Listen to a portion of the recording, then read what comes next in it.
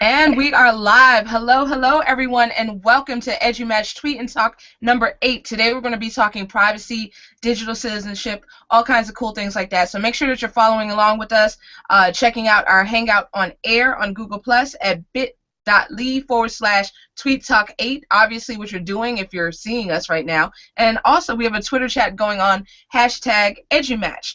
Speaking of Edumatch, then if you sign up at our website, edumatch.education, then you will be part of our Edumatch family, and we do everything together. We tweet together, we Google Hangout together, we Vox together, we podcast together, just everything. So come join us. Tonight's topic, once again, will be about digital citizenship and privacy. So we have some fantastic moderators today. We have Tammy Neil and we have Stephan Hughes. So I'm going to turn it over to them. Good evening. My name is Tammy Neil. I teach computer apps and game design at a small rural school in North Florida. Stephan, start your introduction.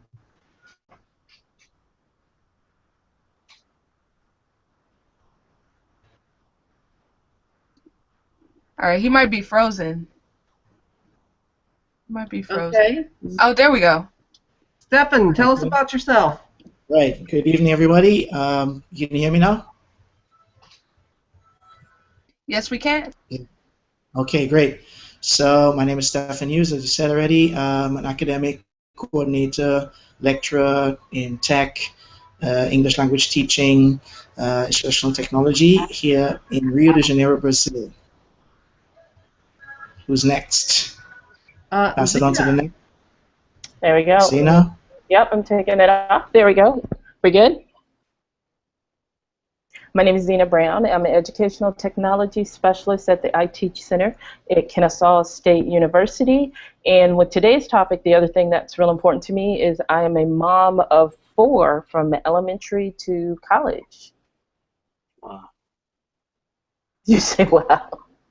Okay. And Anibal? Hello, everyone. My name is Anibal.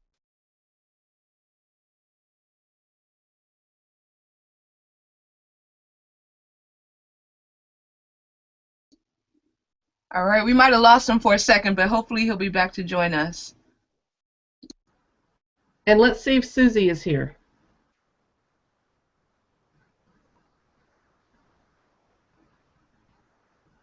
Okay, I think we're going to move right on into question 1, and when they come back in, we'll give them a chance to introduce themselves. So, question 1, what constitutes privacy when it comes to digital citizenship? What are the implications for education? And we're going to start off with Zena. I mute myself. I think there's a lot with that question. Privacy, quite frankly, I've almost gotten to the point where I just don't consider a whole lot of stuff to be private anymore. It concerns me. We have parents, particularly when I was a teacher, that didn't want anything about their students up on the internet. That's Annabelle. Be it their life story. We've done things where we have the kids sign the media release, and we took probably almost a year with legal going through making sure we had the right information in there. And even with parents that signed that and agreed that their child could be up on the internet, they were still unhappy about it. So I think we're still figuring that out on what makes and what can still be private even when you sign agreements. Okay, and I think you're right. I think a lot of people are still trying to figure out what that is. Stephan, your opinion?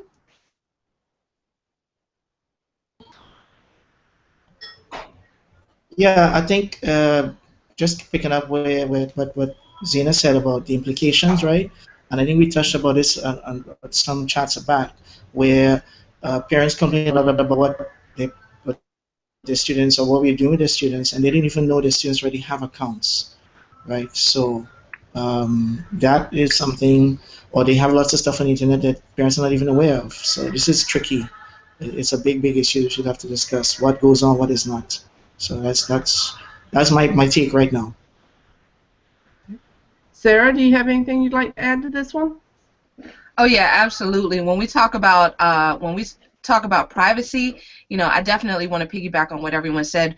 We need to take it as though whatever we post online, we need to be very responsible when making those decisions, because whatever we consider to be private, it's not necessarily the case. I try to tell my students that every quarter when we do our launch for our technology class, then the very first thing that we talk about is digital citizenship. And we talk about ways that you might lock your page down to a certain setting, but it really doesn't matter, because someone could be sitting right next to someone else and see what you say, or they could screenshot it, they can share it with their friends that way. It doesn't matter if you trust someone, then they can potentially put information out there that can harm you. So that's definitely something that we need to keep in mind. And I would say that the implications for education are that nowadays students grow up in a culture where they're kind of walking through a minefield. If they make a false move, then they have the potential to really get into some dangerous waters. So that's definitely something that they need to keep in mind, and we need to all keep in mind living in 2015. Okay, Anibal, are you back with us now? No. Okay. Okay. Well, just listen, and we're glad to have you on the panel, even if we can't hear you right now. Okay. Well, for me, when I'm a lot like Zena, I don't know how much of what we put out online is private anymore. I mean, there's so many people that can see so many things. And as far as digital citizenship, I just tell the kids, I tell everybody, just assume that you can see everything.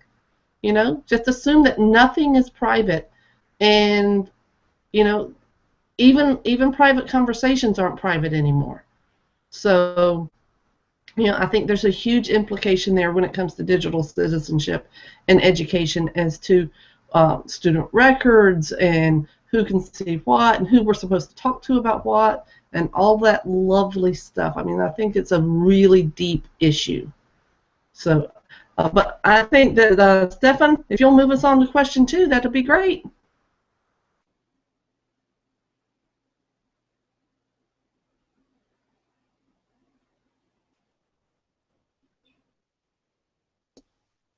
Okay, I'll jump in for a second. So the second question would be, with the advances in technology changing so rapidly. Oh, are you back? No, he's still on mute. Still. There you go, Stephan. Yeah, am I still on now? Yeah, now you're good. All right, so go ahead. Ooh, technology. So yeah, question 2 would kind of tie in what we just talked about there. With the advances in technology changing so rapidly, what have been the implications for privacy in our daily lives? Let's start. Susie's not here, so we could start with Anibal. Is he still on? Is he with us? No. Well, Zena, what do you think about that?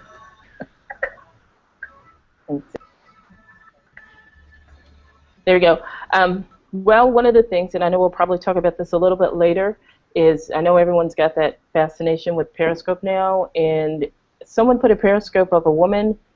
The title was "Drunk Woman Eating Cotton Candy at a Baseball Game," and I just felt bad. I felt bad for her because I'm going. She had no input on it. Someone just did a Periscope on it, and it wasn't really horrible. And I know allegedly it all drops off in 24 hours and etc.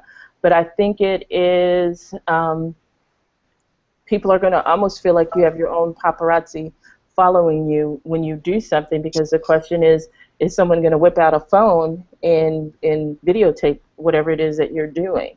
So that was, it was really going, you don't know this woman who's at a baseball game, but you have now put her all over Periscope, and just feeling really bad for her. Mm-hmm. Okay, cool. That's a very important point there, Zena. Scary at the same time, right? Tammy, what do you think of that, Tammy? Well, I think that, Zena, I think you bring up a great point. I watched some of the videos that people post on Facebook even of kids who are coming out of anesthesia of having dental work done, or or people, quite frankly, making fun of people of odd sizes and the clothes that they wear and things like that. There's a ton of privacy, and people who don't even know that they're on the internet because somebody else invaded that space. And it just bothers me when I see somebody hiding a camera somewhere just to make fun of somebody. That's not funny to me, and it's sad commentary about our society today.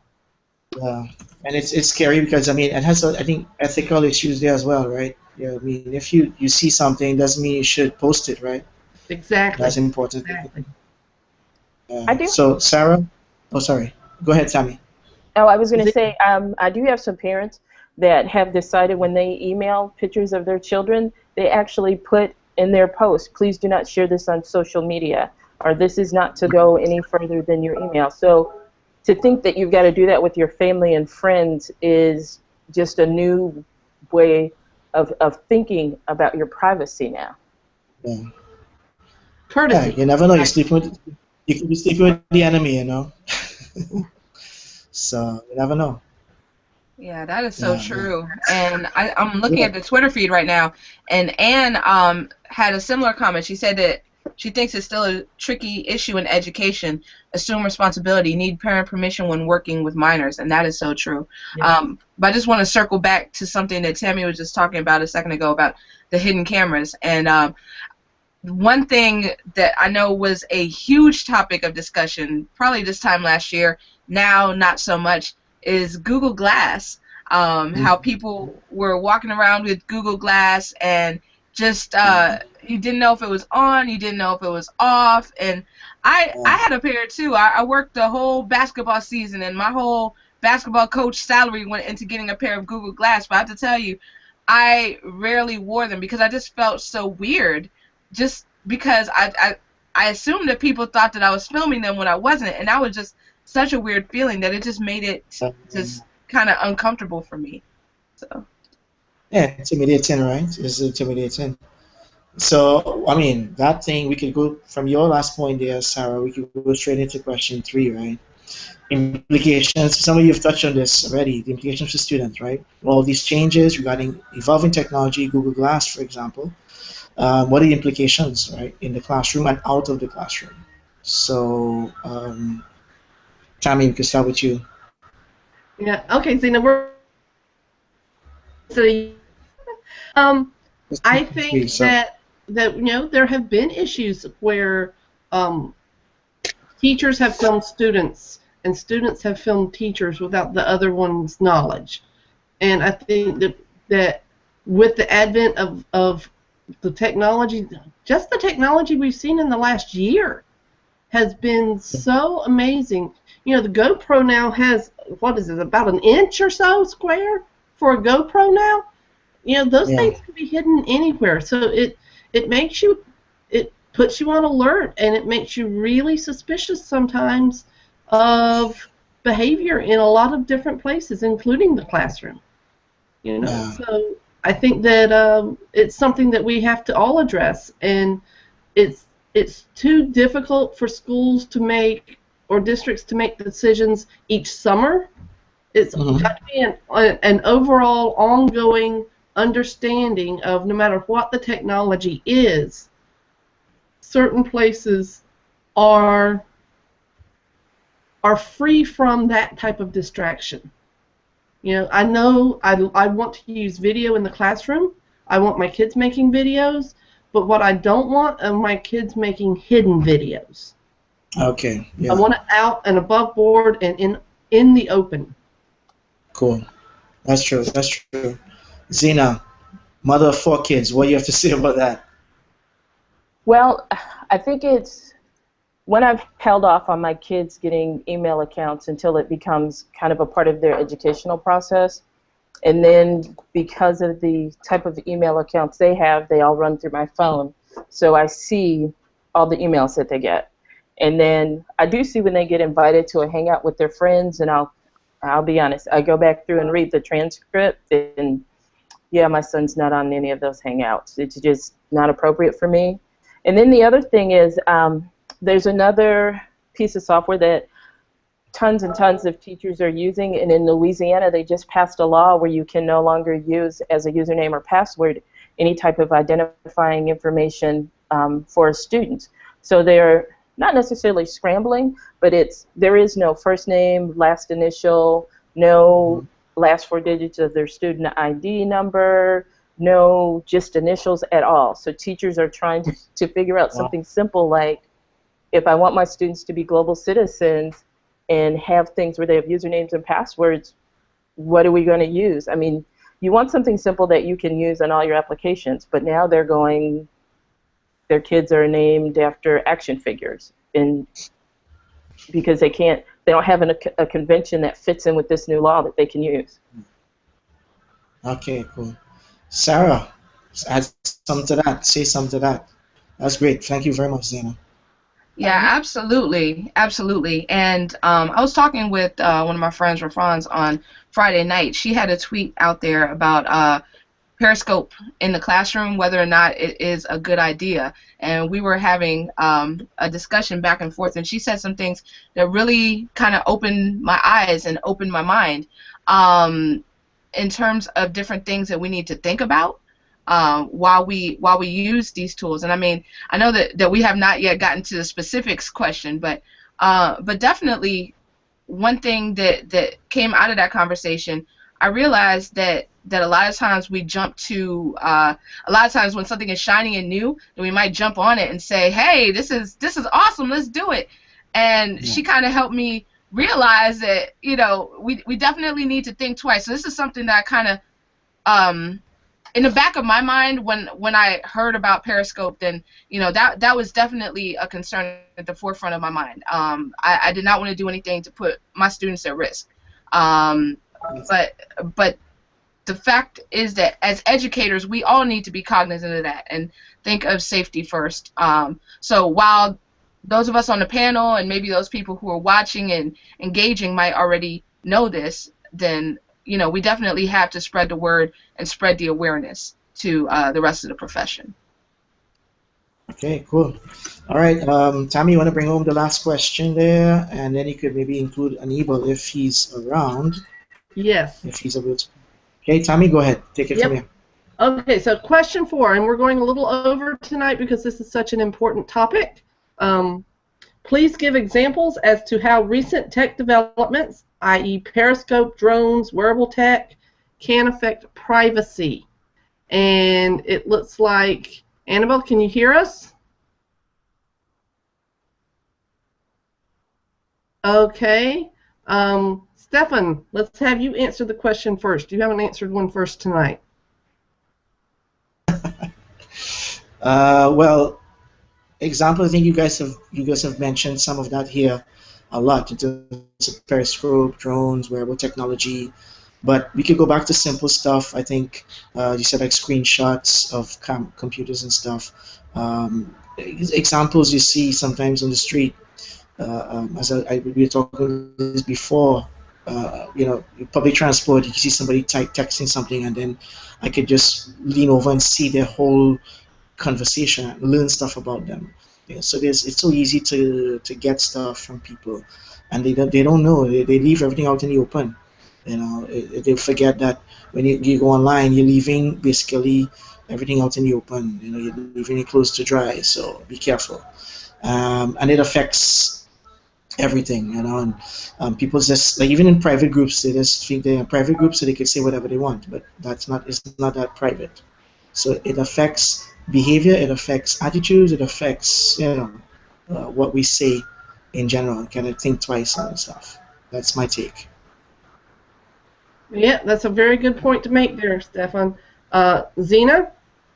I think it's agreeing with everything you said about what do you take, and remembering and helping kids understand that it stays out there like forever. So I know that I was reading an article about a football team that looks at your Twitter feed when they start thinking about whether or not to recruit you to a college for a scholarship to see what things you've said in your past. And then one of my daughters, she just turned 21 and she wanted to take a picture, and I was like, nope, that's not going to happen because it's going to be out there forever and you're going to need to apply for a job, and the first thing is they're going to check your Facebook page and your Twitter page is part of almost their recruiting process for a company.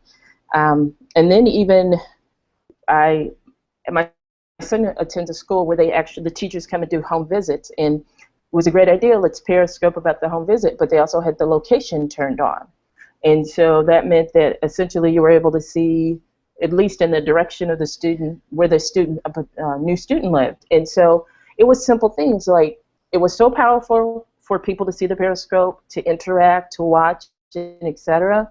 But then it was that one little setting about the location of going, you've got to check these things before you start your engagement with your students. And maybe with Periscope, more than students periscoping out, we need to start with our mystery people periscoping kind of into the classroom, where our students are the participators with the questions instead of being in front of the camera in the beginning. That's a really good idea there, Zena. Really good idea. And that allows the teacher to model the behavior before the students get involved with it. So, Sarah, do you want to add some things to this? I think you have some new technology to share with us.